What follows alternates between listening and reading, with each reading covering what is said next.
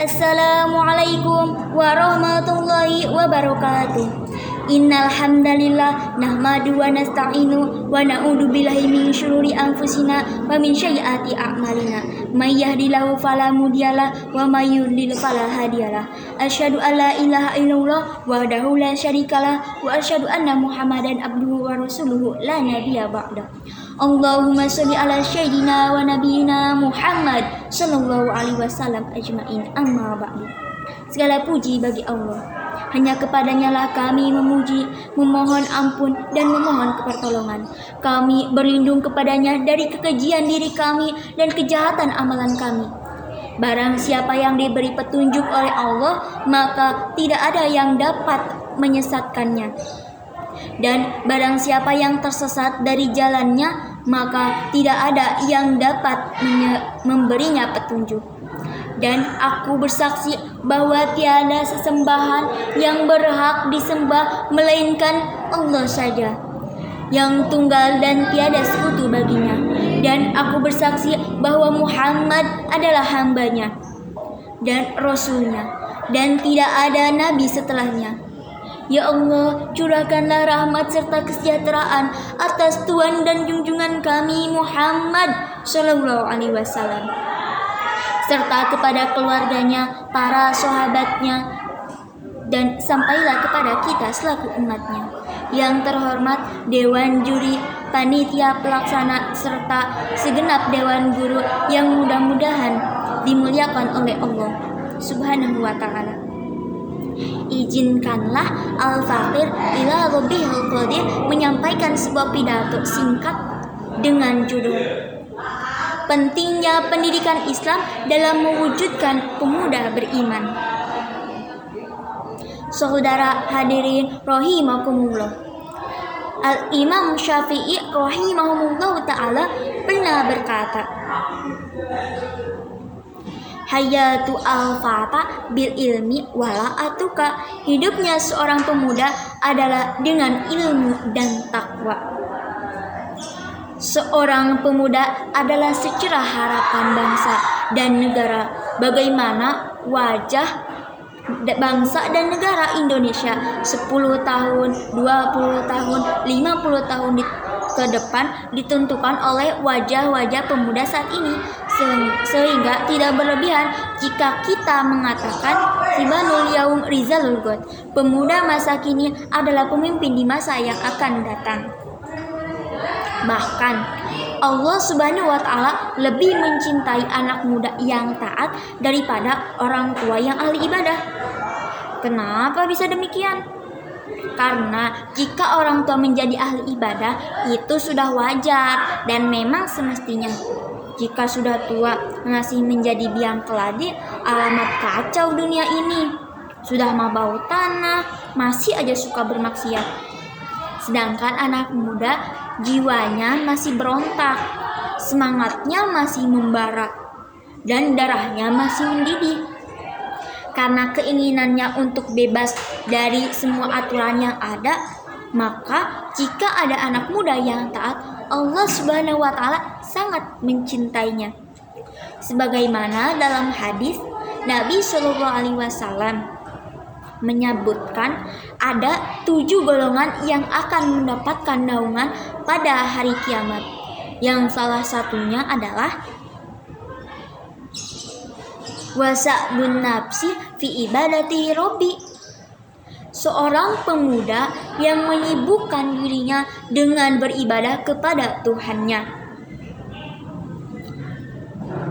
Namun, alangkah sangat kita sesalkan di zaman modern ini, di mana kebanyakan dari anak muda terbuai dengan perangkap setan untuk menjerumuskan manusia ke dalam jurang kehinaan.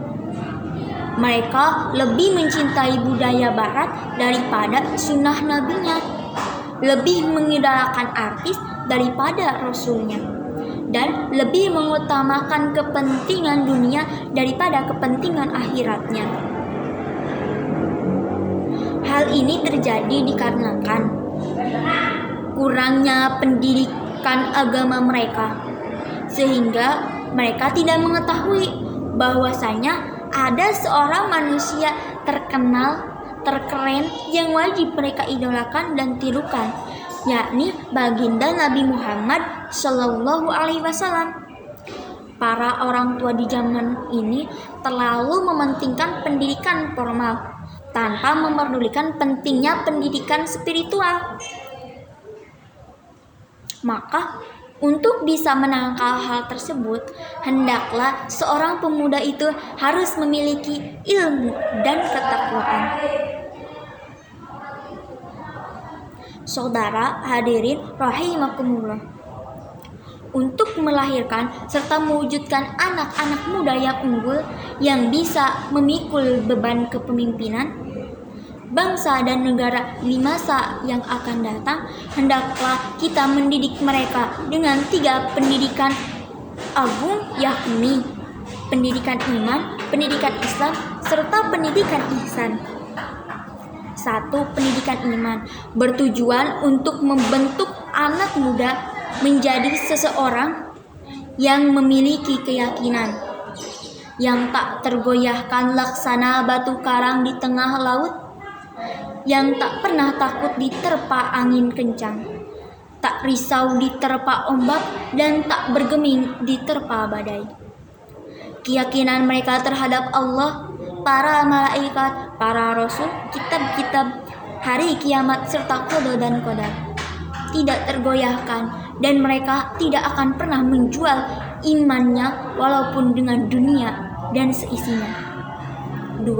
Pendidikan Islam bertujuan untuk membentuk anak muda menjadi seseorang yang bertanggung jawab atas kewajibannya dan mencintai agamanya, laksana seorang pencipta yang siap mematuhi dan menjalankan perintah orang yang dicintainya tanpa memedulikan keinginannya sendiri. Memang bagi seorang yang sedang jatuh cinta, keinginan orang yang dicintainya adalah kebahagiaan bagi dirinya. Apa-apa yang disukai orang yang dicintainya, ia pun menyukainya. Dan apa-apa yang membuat sedih orang yang dicintainya, maka ia jauhi dan tinggalkan. Maka tatkala seseorang mencintai Tuhannya, dia akan sangat mudah menjalankan kewajibannya, baik itu sholat, puasa, zakat, ataupun berhaji ke Baitullah. Ia laksanakan, berusaha menunaikannya agar yang dicintainya senang dan bahagia. Yang ketiga, pendidikan ihsan bertujuan untuk membentuk anak muda menjadi seseorang yang disiplin dalam segala hal. Karena hakikatnya ihsan adalah engkau beribadah kepada Allah Subhanahu wa Ta'ala seakan-akan melihat Allah, dan jika kamu tidak mampu melihatnya, maka ingatlah Allah melihatmu. Pendidikan ihsan mengajarkan bahwa Allah Subhanahu wa Ta'ala adalah zat yang maha mengetahui apa yang dilakukan hambanya.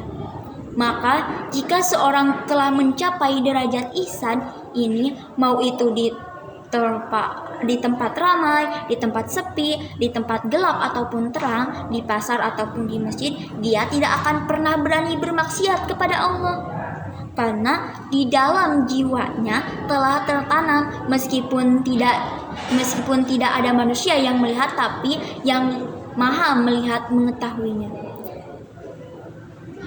Maka dapat kita tarik kesimpulan dari pemaparan di atas bahwa untuk mewujudkan generasi muda berkarya, berjiwa belajar, juga bisa dipercaya, hendaklah kita selaku guru dan orang tua mendidik anak-anak kita dengan didikan yang sebaik-baiknya, yakni dengan pendidikan iman, Islam, juga ihsan, yang merupakan 3 cahaya yang terang benderang yang dapat menghantarkan kita, anak-anak kita, serta manusia seluruhnya kepada jalan ketakwaan. Mungkin itu saja yang dapat saya sampaikan, kurang dan lebihnya mohon dimaafkan. Wallahu muwaffiqul aqwamit thoriq, wabillahi hidayah wa ridha wal inayah. Wassalamualaikum warahmatullahi wabarakatuh.